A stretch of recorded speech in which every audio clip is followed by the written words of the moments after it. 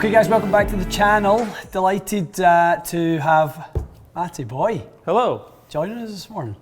Nice to be back. Great to see you, pal. You too. So we're going to carry on the little mini-series you and I started last week.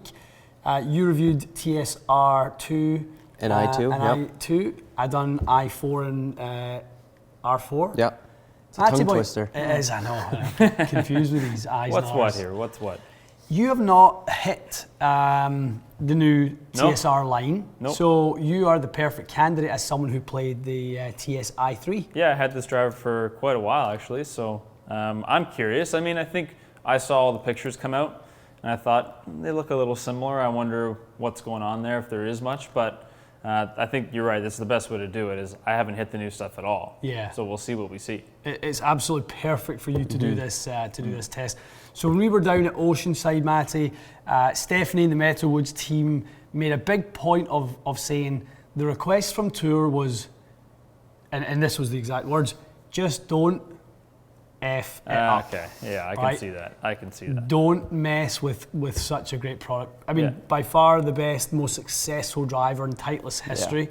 Yeah. They really didn't want it to change too much beyond some subtle changes. What has been updated that would be significant? Second gen ATI, which is what this is now a little bit more in the design of what they would have liked to have done had they had more time. So, I see. You know, this new SpeedRing VFT technology that they've got within there is designed to allow that face to produce a little bit more speed out the face.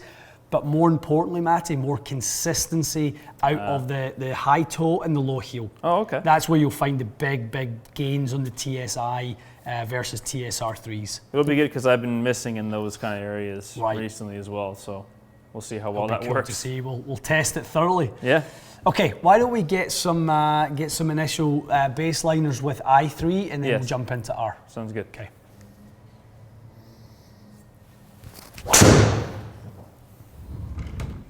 It's a pretty good one, just a little low in the face. Okay. So probably worth mentioning, I've definitely lost some speed. Yeah, I mean, you've not really the chance to play, you know, most of the summer, so... Hasn't been a summer where I've played or practiced, so I would say I'm down about 5 miles an hour on club head speed. On the club.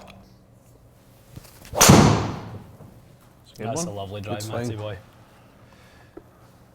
That is a beauty.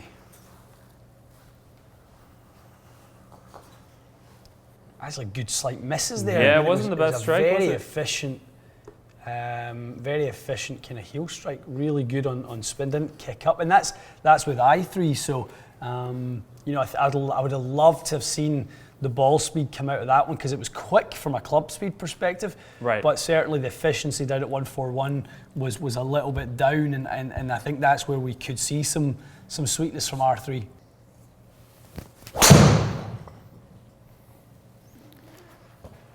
Living in the heel a little bit here. A little bit heely, okay. I mean, it's a serviceable shot. It's not bad. Yeah, very manageable. It's just a little heelier than the last one. Okay. I think it's very important that we do not just test every driver out the middle and just, we know they're all good. I mean, everybody's making great drivers out the middle of the bat, but I think it's more important pretty much, what does it do around the center? Yeah, we'll see if that ball speed obviously is low. Yeah. The spin, not terrible, but maybe we'll see a bit more ball speed when we switch over. Yeah, I think there's a fair chance. It's a bit better strike. I was going to say that was really close there. You could hear that one. If anything, just a bit high in the face, but that would be a good drive.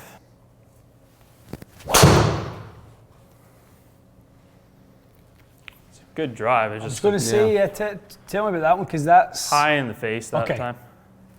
But I mean, you wouldn't hate it. No. I just lost some ball speed. Yeah, you're absolutely right. So the sort of storyline is a bit of a heel pattern, a little bit kind of light on efficiency for sure. Yeah. All of this is in a good spot and kind of as we would expect it to be. So it's just really the management. Yeah, got away with the heel strike. Yeah, we've definitely got away with it from a ball data perspective. You know, 11.1 and 2200. I just think, you know, if we get into they are. What are we going to see from them? I'm hoping that kind of efficiency takes a nice little spike. Yeah, if it went up 0.1 or 0.2, you get a few more yards out of it. So you've got the weighting on i3 there, right in the middle. Right in the middle. Right in the middle. Okay. Yeah. So we'll kind of keep that same in neutral setting on this guy. Yeah, it's almost hard to tell that you switch drivers. It is. I mean, it really is. The sole plate even, and then from address, they're remarkably similar, aren't they? It's it's the same. It really is the same kind of package. Yeah. You know, it's under the hood. I think stuff you don't see. Yeah, totally. Which I get. I mean, as you said, that last driver was so good.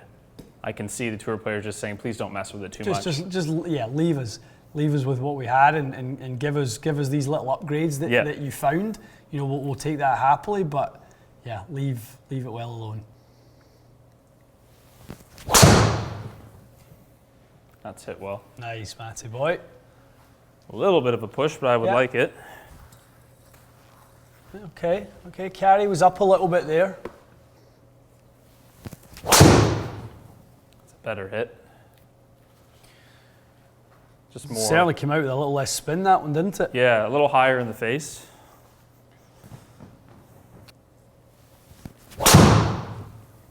And it sounds and feels really good. I was going to say that. I think the sound is much more.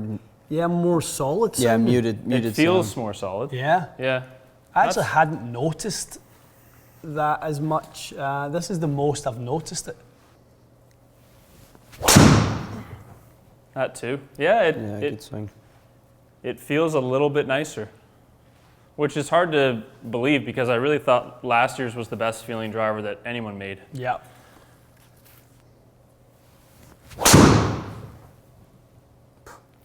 It's good. So good. Yeah, I just felt a bit more confident with this one, and it seemed to come off with a bit more speed. Swung a little bit faster too, which is nice. But it's amazing how that confidence flows, though. You know, I mean, how many times have we said that in the past? I know. You know, confidence is something that has to be gained. It can't just appear from nowhere. No. So you know, you've felt a couple of those really solid, and then you've climbed the speed ladder. You've just went, okay, this feels better. Yeah. I'm going to give it. I can give this a bit more, and all of a sudden there you go. Within a few shots, we've got a 3 mile an hour ball speed gain. Pretty interesting. Pretty cool. I think with the same strike, the flight would be a little closer, like you said. Like I think the spin would be a bit closer. Yeah. But it does appear like a little more ball speed is coming out of those miss hits. Out of those for sure. And because it's still heel side. It's definitely, they're still heel strikes. They weren't perfect by any means. Yeah. Very cool. You know, it's really, really good stuff. And that's before we've tuned it in. We could go deep on this and go. You could, yeah. You know, okay, let's get that launched to 12.5 and get that spin to 2200. And, you know, we could probably nudge that carry up to 295 from there. And we just tried one shaft. Like we could do a whole bunch of different stuff and get into it. I think out of the box, that's really quite good. The nice thing too, as fitters, and they told us this at Oceanside, that, you know, adjustability in the back before was very compact and very tight. Yeah. Now it's a little bit more adjustable. I've chatted to all our fitters. I mean, I'm using this driver, and it definitely is, you're putting the weight exactly where you want to put it now behind that strike, and so much better. That's a good point as well. Yeah, we're not even aligning. You know, we have a consistent strike point there. We're not even putting the weight into either H1 or H2 to try and stay behind and stabilise the strike to kind of manage the gearing on it. We've left that in the middle as a non-fitting video. This is just a head-to-head. Out the box, I like what you said there, Matty. Out the box, what does it do? Yeah. And out the box, well, there's speed there, there's horsepower there. Totally. And then the rest is all about fitting, guys. Which you know, at the end of the day, we go back to this about, you know, the companies are giving us as tools these phenomenal products and drivers and shafts, etc. But where you're going to maximise the performance is in the bay. 100%. It's in the bay. Yeah, no, I look forward to doing a little more testing with that later. Yeah, I think that's encouraging, eh? Definitely. Really is. Definitely.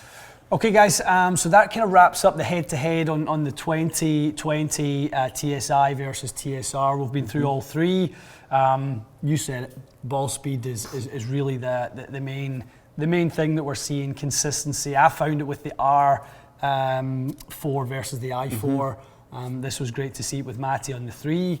You saw some gains certainly with the 2, which we thought was a big improvement on that one. So I think moving forward, are you going to transition from a TSi product into a TSR product?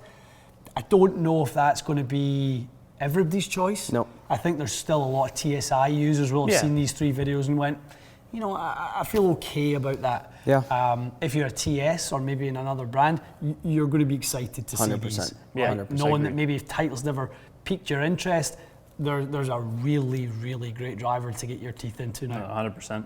Awesome. Good stuff.